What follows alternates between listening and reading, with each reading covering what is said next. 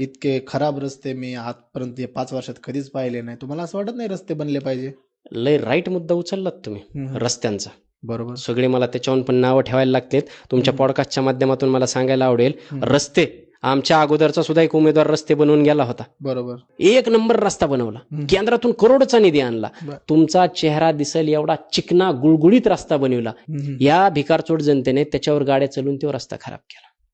बर. काय म्हणायचं ह्याला? म्हणजे आम्ही सरकारकडे जायचं, केंद्रात राज्यात, तिथून निधी आणायचा, रस्ता बनवायचा, आणि ह्यांनी गाड्या चलू तो रस्ता खराब करायचा. मग कशाला बनवायचे त्यांच्यासाठी रस्ते?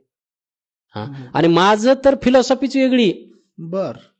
मला सांगा, हायवेला कितीच्या स्पीडने गाडी चालविता तुम्ही?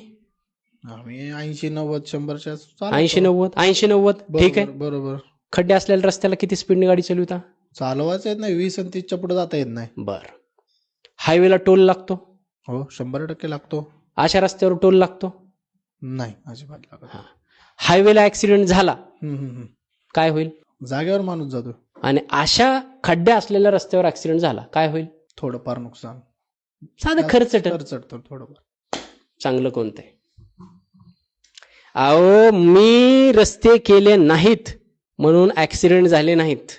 मी रस्ते केले नाहीत म्हणून कुणाला टोल द्यावा लागला नाही. मी रस्ते केले नाहीत म्हणून कुठली आमची आई बहीण विधवा झाली नाही. रस्ते करायचे कशाला सांगा मला तुम्ही. बरोबर आहे.